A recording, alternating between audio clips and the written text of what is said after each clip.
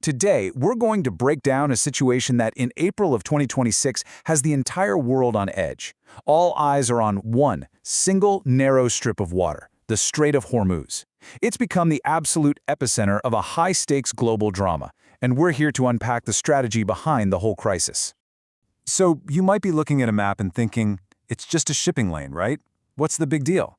But this is about so much more than just ships passing through a channel.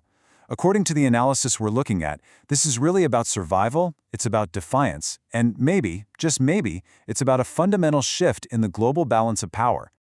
And this quote, wow, this tells you everything you need to know about the mindset we're dealing with. Coming from the Iranian foreign minister, this isn't just rhetoric.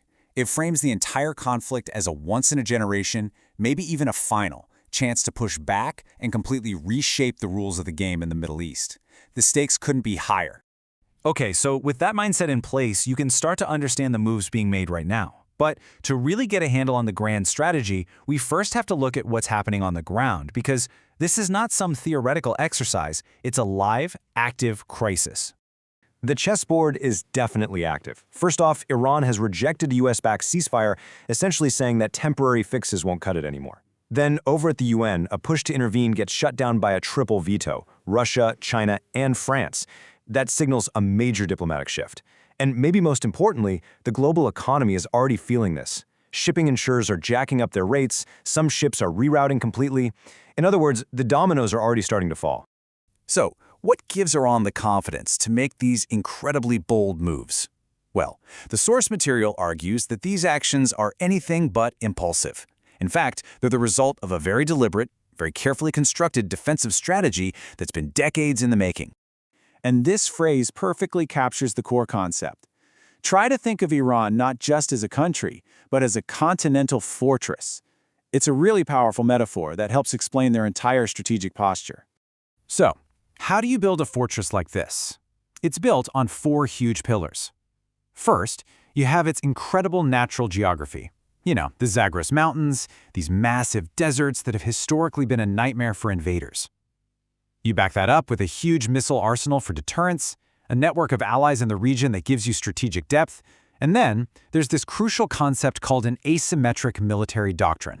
Now, asymmetric doctrine might sound like some complex military jargon, but the idea is actually pretty simple. Iran knows it can't go toe-to-toe with a superpower like the US, F-35 for F-35, or aircraft carrier for aircraft carrier. So they don't even try. Instead, they use their unique advantages. Think swarms of small, fast boats, or the ability to quickly lay mines in a choke point like Hormuz. It's all about turning your opponent's size into a weakness. Okay, so that's the strategy. Now let's talk about the impact, because this fortress has the power to send massive shockwaves around the entire globe, and it all really boils down to what we can call the 20% problem. This is the number that has everyone's attention. 20%. Let that sink in for a second. That's how much of the entire world's oil supply has to pass through the Strait of Hormuz. So when this one single choke point is at risk, you better believe the whole world feels it. And you can see that shockwave right here in the markets. Oil prices, they spike immediately, which means it costs more to fill up your car and for businesses to operate. The cost to insure those giant oil tankers, that's the war risk premium, it goes through the roof, making some trips just not worth it.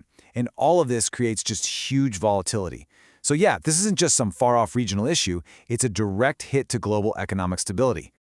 And all of this brings us to the biggest question that the analysis raises. Is this crisis just another conflict, another flare-up, or are we witnessing something much, much bigger, a fundamental shift in how global power actually works? The core argument here is that power in the 21st century is changing. It's becoming less about traditional metrics and more about who controls the critical nodes of the global system, the choke points, the resources, the flow of data, and even the narratives themselves.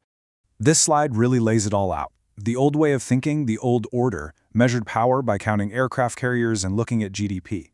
It was all built on this idea that the world was basically stable, but this emerging order is a whole different game. It says power is defined by controlling these fragile nodes. It recognizes how vulnerable our supply chains are, and it sees the rise of regional powers who can use that vulnerability to their advantage. Iran's strategy at Hormuz, it's a textbook example of this new reality in action. Which brings us to this final, thought-provoking question. According to this analysis, Iran has turned the Strait of Hormuz into its last shield, betting its very survival that by controlling this critical global artery, it can force the world to deal with it on new terms. Whether that shield holds or not, well, the answer could tell us a lot about the future of the Middle East, and maybe the future of the global order itself.